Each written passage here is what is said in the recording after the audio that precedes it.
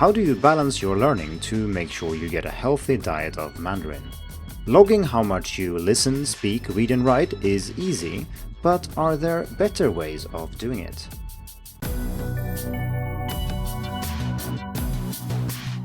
Hello and welcome to the Hacking Chinese podcast. In this week's episode, we are going to continue our discussion about logging your Chinese learning. And in the previous episode, we talked about why this is a good idea, and we also started talking about how to log your learning.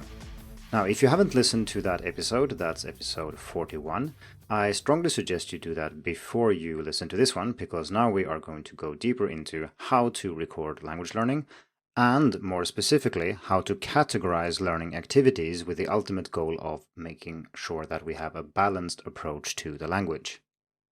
So let's start with something that we are all familiar with, at least to some extent, and that is the four skills. So that would be listening, speaking, reading, and writing. And this is by far the most commonly used categorization of language ability, and it's used in most standardized tests. So, for example, the two big ones for Chinese would be the HSK, which uses this division, and we also have the TOCFL, which does the same. And this is true for tests in many other languages as well. It could be argued that Chinese is a little bit special in this case because we do have Chinese characters and therefore vocabulary and specifically handwriting takes up a lot more time and effort than it does in, well, basically any other language, and therefore it sometimes makes sense to think of vocabulary or characters as a kind of extra fifth skill, which would of course normally be sorted into reading and writing. This is how I sort articles on Hacking Chinese as well. So I have one category for each skill, and I also have one for vocabulary. That seems to make the most sense. This is also a structure I use on Hacking Chinese challenges, where I run monthly challenges with a goal of helping you improve through daily practice and friendly competition. So, for example, in May we have a listening challenge, and in June it will be vocabulary, and then reading in July. The same goes for Hacking Chinese resources, where I have tagged and sorted almost 500 resources by now, among other things based on the four skills. And this is quite normal. If you browse the internet for various resources for learning languages, you will see that they indeed also are categorized in this way. And that makes it very convenient to also use it for logging. Everybody knows what listening means, and everybody knows what speaking means. It's not something we need to really discuss that much. So just to make sure this is concrete and easy to follow, let's look at a few examples of what this might look like. And these are just things that I've done in the previous week, so they are not necessarily representative or maybe even that helpful. But I wanted to use real examples. May 17th, reading 30 minutes, and this was the document, the standard document that the new HSK will be based on, and I did it for some article research. Then again, May 17th, listening 80 minutes, and this was a new video by Liong Lao Shi. And then again, same day, I did 15 minutes of vocabulary, and that was handwriting in Scritter. So that's it for May 17th. For May 18th, I did speaking for 60 minutes, and this was in a teacher development course that I teach. And then again, I also logged listening for that same amount of time. I mean, this is a course, I teach it, but I don't talk all the time, and the others are native speakers. So, I mean, for logging purposes, I can count it as listening practice. Then I also did 10 minutes of vocabulary, so that would be handwriting in Scritter again. This is my way of maintaining my ability to write Chinese characters by hand. I also listened to more Liong Lao Shi, but this time it was during a run, so I just reviewed old things that I already heard before. Then, May 19th, I did 40 minutes of reading, and this was The Hobbit in Chinese, and I read it aloud. And that day I also did 15 minutes of vocabulary practice, and again that was handwriting in Scritter. And so on, but you get the point. You probably want to do this in some kind of program, or like at least in a spreadsheet or something that isn't just a text file or a notebook, if you want to do something with the numbers later, so you can add things up and categorize them automatically and so on. But more about that in the next episode, where I will talk about tools and resources to use for language logging. So then when you've done this, you can sum the numbers up. You can see how much time you spent on listening, how much you spent on reading, and so on. And of course, you don't do this all the time, but maybe once a month to see how you're doing. And again, this is one example of why logging is important and useful. This kind of statistics over your own learning is hard to do intuitively. You sometimes feel that you're doing something much more than you are, and so on. If you want to look at a real example from when I studied Chinese full-time, this is from 2012, you can look at the article in the description of this podcast episode. And that one follows the listening, speaking, reading, and writing plus vocabulary fairly closely, but not entirely. And here we're starting to see why this division might not always be that perfect. So one thing to note here is that I don't have speaking as a separate category because I found it very difficult to sort out speaking from other things. For example, how do you record a conversation? Are you listening, speaking, or maybe both? Half the time, maybe? At this point in time, I wasn't terribly interested in improving speaking ability. I had more urgent issues, and so I haven't recorded it. I've just lumped everything that couldn't be easily recorded or sorted into one category into a separate category called studying. And anyone who has actually tried to log their language learning in this way will probably have found that there are lots of problems that you encounter. And here are just a few of them that at least I have thought about. So the first one is the one I just mentioned about speaking. How do you log a conversation? Is it speaking and listening? But it's actually more like both at the same time. Next, there is the question of things that aren't any of these things but still ought to count as studying, such as what if you study, say, tones or learn about something important in pronunciation, but you do so in English? That might be necessary for you to progress, but it doesn't count as practice in any of these categories. You are certainly not speaking Chinese, but maybe you can shoehorn it into that category anyway, but it starts getting a bit difficult. The same will be true for anything that cuts across all categories. So for instance, grammar is very difficult to categorize here if you spend time explicitly on grammar. Is it listening, speaking, reading, or writing? Well, technically it's all of them, so it's hard to categorize.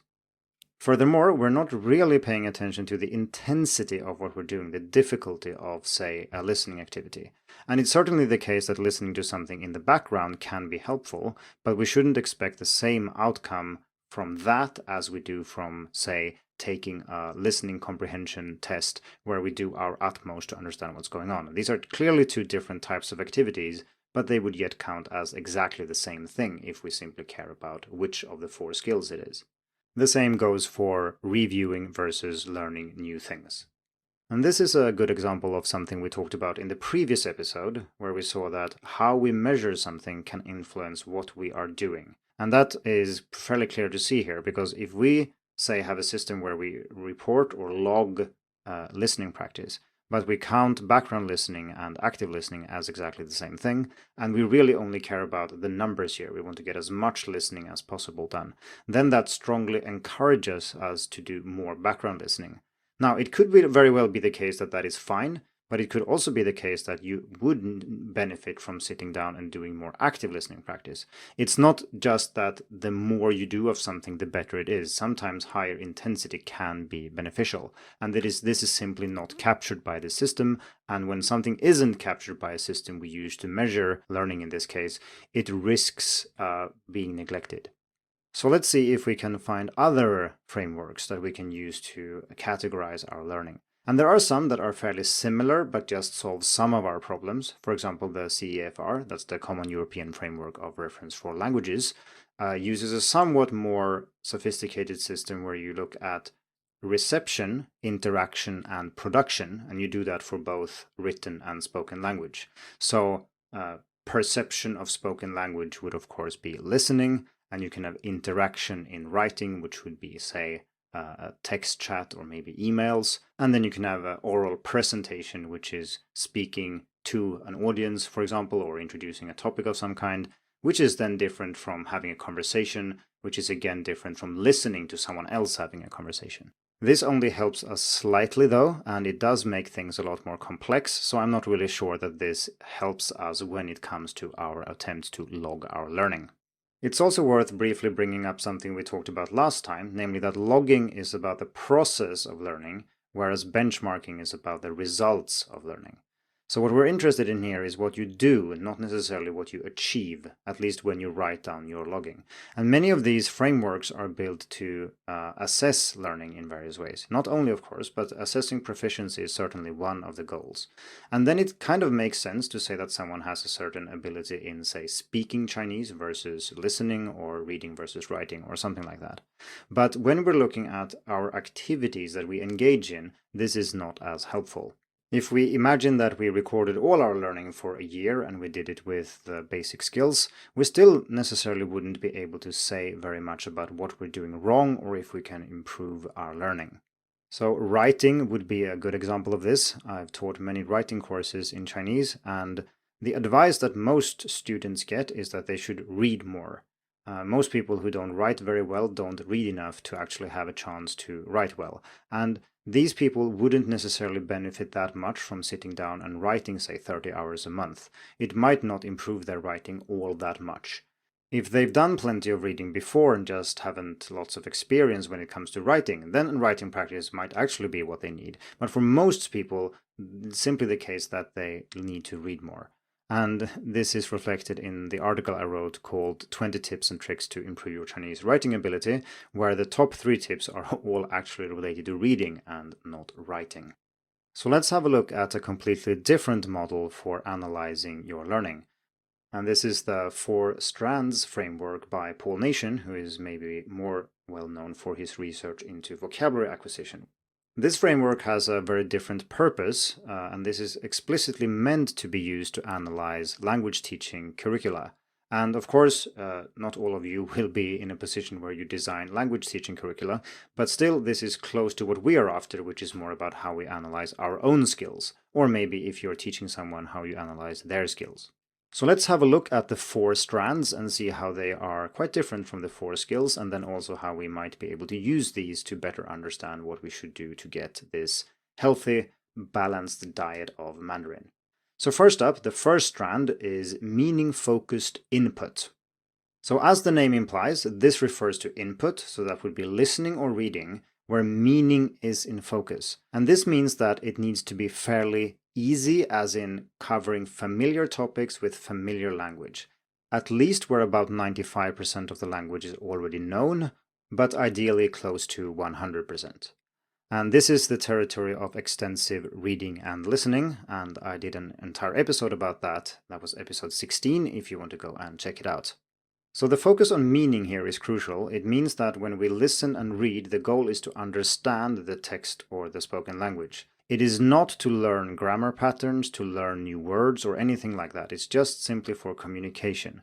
And that means that if you have a very traditionally minded teacher, they might think that this is actually not actually real studying, because you haven't peppered the text with words that you need to know and so on.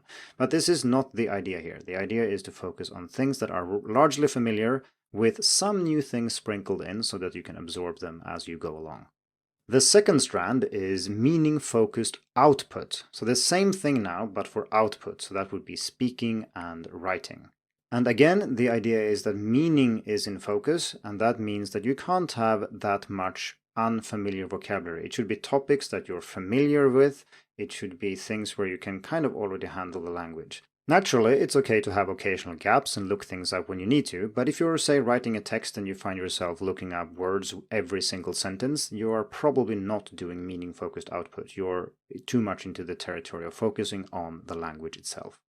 And the reason why this is useful is not necessarily that the talking or the writing itself will teach you a lot. It will certainly make you better at that specific thing, but it might not teach you that many new things. However, the feedback you receive can be used to guide your learning. If you notice that someone doesn't understand what you're saying, you know maybe that your pronunciation is off.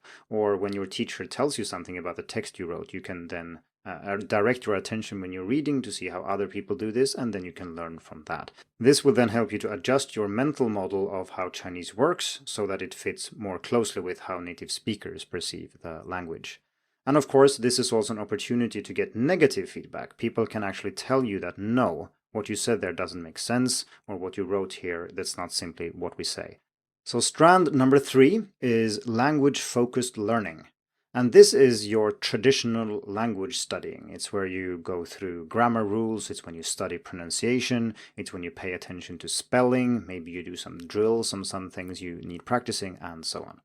This is also where we sort things that are supporting activities to other areas. So for example, if you work explicitly on vocabulary, for example, with flashcards or something, that certainly doesn't count as meaning focused, and so it is focused on the language, so this is where it goes. And so finally, the fourth strand is called fluency development, and this is where we get better and faster at things we already know how to do. The key insight here is, of course, that knowing something is often not enough. We need to know it quickly, and we need to do something rather effortlessly to be able to do it quickly enough. So a good example of this is listening. When you hear a word the first time, you might be able to connect it, the first time after you actually learn it, you might be able to connect a spoken sound with a certain meaning, and it might take you a few seconds to do so. Like, I've heard this word before, and then you think about it for a second or two, and then you realize, yeah, it means this. But the more you do this, the faster this process will go. And after a while, when you've heard this word over and over again many, many times, it will go so fast that you don't even notice it. And when you're listening to one word at a time, it's okay if it takes a little bit of time. But when you're listening to more rapid, natural speech, you don't have time to stop and think. You need to be able to recall things very quickly. And that requires many repetitions over time. And the same goes for speaking, of course. If we were to take another example, most people who have studied in China, for example, have been asked many times why they are learning Chinese. So most students I've talked to, they're pretty good at answering this question. Like, they are much more fluent when speaking about this particular topic compared to almost anything else. And this is probably not because they have listened to many explanations of why people are learning Chinese. It's because they have been asked this many times and thus have had more time to develop their fluency for speaking in this area. So those are Paul Nation's 4 strands. And let's now look at how we can use these to analyze our own learning. And as you probably have noticed already, this tells us a lot more about what you are actually doing. We are analyzing activities, not ability that results from these activities. And Nation, in his original article about the 4 strands, recommends roughly 1/4 on each strand. He also notes, though, that this number is somewhat arbitrary, meaning that you can probably use these 4 strands and balance them however you will, and they might still be effective for you. Meaning that there are other things that determine exactly how much you're supposed to do of each. It could also be that your goal for learning Chinese dictates which of these strands you should do more of, or maybe you've reached a certain stage in your learning where one or the other is more important. But for the sake of simplicity, we can start with 1/4 for each. If I were to make adjustments, I would probably say that meaning-focused input should take up more than 1/4. It's also the case that that is something that is easier for most people to fit into their lives. So remember that Nation built this framework for language teaching curricula and not for individual adult learners. A good example of this is meaning-focused input. For example, listening. You can probably fit many, many hours of listening into a day without collapsing under the workload, and maybe even while combining it with other things that you're doing. You can listen while you do other things, right? And that is not something you can normally encourage, say, the average high school student to do. But if you're a motivated adult who's smart about your learning, you can realize that, I can actually listen to Chinese podcast while I do this, for example. And that can mean that you can vastly increase the amount of listening that you do, and therefore the amount of meaning-focused input that you perform. And that is not true for meaning-focused output, where you actually have someone to talk to or to write to. I would also say that many people tend to focus too much on output, not realizing that input is actually the key to output. I also think that aiming for 1/4 when it comes to language-focused learning is a little bit too much. There might be situations where you need to, say, understand Chinese characters, or you really need to focus on vocabulary outside of reading and listening, but I think you can do many of those things through meaning-focused input. And these are topics that I've been writing about a lot on Hacking Chinese, although I haven't discussed them that much on the podcast so far. But 2 articles I strongly recommend that you read are Time Quality, Studying the Right Thing at the Right Time where I discuss the importance of realizing that different study activities fit in different slots in your schedule, and that it's important to understand this because then you can generally study, twice, 3 times as much as you normally would. The other article is The Time Barrel, How to Find More Time to Study Chinese, which is a slightly different take on a similar topic, explaining how you can actually study more without having more time available.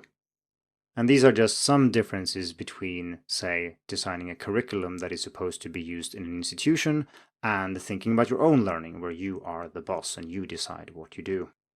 Okay, so how would you actually use this for logging then? Are the 4 strands much better than the 4 skills for language logging? Maybe, but we probably then want to combine them in some way, because the 4 strands, they don't really talk about if it's written or spoken language. So for example, we have meaning-focused input. And that's a pretty vague category if we use it for our own logging. So you would maybe then have to have meaning-focused reading and meaning-focused listening. But then you would end up with a fair number of categories, especially if you then take language-focused learning and you split it into, say, vocabulary, grammar, pronunciation, and so on. You might end up with a dozen categories, and for those who are thus inclined, that might actually be a very good solution. It could work. I think that for most people, though, that is a little bit too finicky. You have to keep track of too many things, and these strands are not immediately intuitive to most people. Like I described them to you just a minute ago, but do you remember what the 4 strands were? Do you have an intuitive feel for them? Probably not. So it means that you need to actually study them and learn about how they work and then use those to categorize your learning. Whereas if you just use the 4 skills plus vocabulary, like we discussed earlier, it is very easy. You can just go and do it without reading anything. Using the 4 categories also offers most of the benefits that we talked about in last episode. It makes your learning visible, it makes you accountable, it makes it shareable, and all those things are already present. So the reason, of course, that I brought up the 4 strands is that you can still use those for analyzing your situation. And I think it's also helpful because it actually talks about balancing that is built into the 4 strands, which is not the case for listening.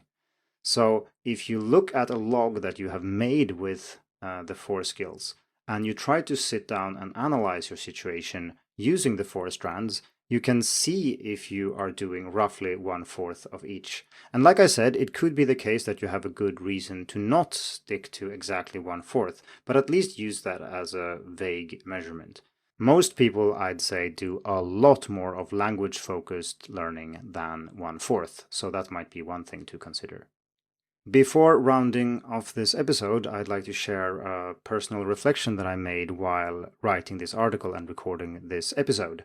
And that is that logging for me really helps. I looked back at some of my own logs and I realized that every time I've done logging of some kind, I seem to have done a lot more than I did when I didn't log. And obviously, I don't know how I did when I didn't log. That's part of the disadvantage, but I know for a fact that I certainly spend more time when I log, and that is why I think Hacking Chinese challenges are useful for me, because, well, I have a reason to write things down, and it's clearly shareable, and I'm accountable, and so on. But it's just striking to me that how much more I get done, not just when it comes to learning Chinese, but in all areas of life. So if you haven't tried logging your progress, at least try it out and see what you think about it. What I haven't talked about so far is concrete tools and resources to use. Like, of course, we've mentioned notebooks and spreadsheets and so on, but there are a couple of nice resources to use, and I will cover those in a future episode. It probably won't be next week, because even though I'm clearly very interested in this logging issue, I assume that most learners are less enthusiastic about it, so I will spare you and move on to something else next week, and I will return to language logging later. Thank you for tuning in to the Hacking Chinese podcast. If you like this episode, please share it. More information and inspiration about learning and teaching Chinese can be found at hackingchinese.com. See you in the next episode, and until then, good luck with your studies.